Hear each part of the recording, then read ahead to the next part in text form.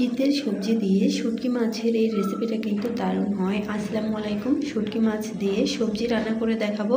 প্রথমেই এখানে আমি কতগুলো সবজি কেটে নিয়েছি। এখানে ফুলকপি, সিম, বেগুন, আলু, টমেটো দিয়েছি।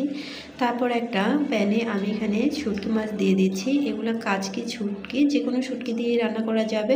তো শুটকিটাকে লাল লাল করে ভেজে নিয়ে যখন একটা ঘ্রাণ আসবে তখন নামিয়ে খুব ভালো করে পরিষ্কার করে নিব। তারপর এখানে আমি 2 টুকরো দারুচিনি, 3টা লবঙ্গ, 3টা সাদা এলাচি দেওয়ার পর একটা বড় সাইজের পেঁয়াজ দিয়ে একটুখানি নেড়েচেড়ে আদা বাটা দিয়ে দিচ্ছি 1 টিস্পুন, রসুন বাটা দিয়ে দিচ্ছি 1 টিস্পুন। আদা এবং রসুন বাটাটাকে হালকা একটু নেড়েচেড়ে কাঁচা গন্ধটা যখন চলে যাবে তখন আমি অ্যাড করে দিচ্ছি একটু পানি, সামান্য পরিমাণ পানি দিলেই হয়ে যাবে।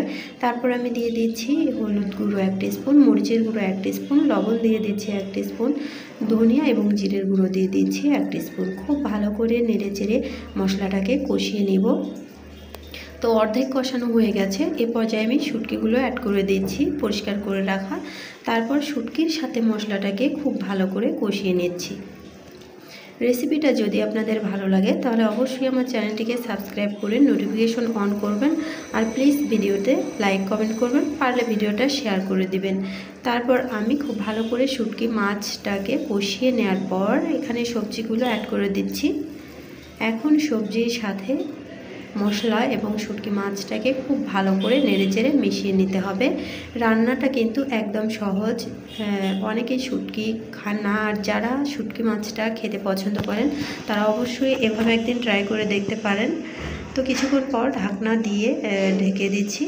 ঢাকনাটা খুলে আবার একটা টমেটো আর কাঁচামরিচ দিয়ে দিচ্ছি। কাঁচামরিচটা ঠিক এ পর্যায়ে অ্যাড করবেন, ফ্লেভার ভালো আসবে, খেতেও কিন্তু ভালো লাগবে। প্রথমে কিন্তু আমি মরিচের গুঁড়া দিয়ে শুটকিটাকে কষিয়ে নিয়েছিলাম। আবারও কিছুক্ষণের জন্য ঢেকে দিচ্ছি। কিছুক্ষণ পর আবারও ঢাকনাটা খুলে নিচ্ছি। রান্নার শেষের পর্যায়ে আমি এখানে ধনিয়া পাতা অ্যাড করে দিচ্ছি। ধনিয়া পাতা দেওয়ার পর আমি আবারও একটুখানি নেড়েচেড়ে মিশিয়ে দিচ্ছি। লাস্ট পর্যায়ে আমি এখানে একটুখানি ভাজা জিরের গুঁড়ো দিয়ে দিচ্ছি। শুটকি মাছের শেষে কিন্তু ভাজা জিরের গুঁড়োটা দিলে ভালোই লাগে। তো রান্নাটা শেষ, চুলা থেকে নামিয়ে নিচ্ছি, পরিবেশন করে দেখিয়ে দিচ্ছি। গরম ভাত, রুটি, পরোটা সব কিছুর সাথেই কিন্তু খাওয়া যাবে। এতক্ষণ ভিডিওটা দেখার জন্য সবাইকে অসংখ্য ধন্যবাদ। ভালো থাকবেন। আসসালামু আলাইকুম।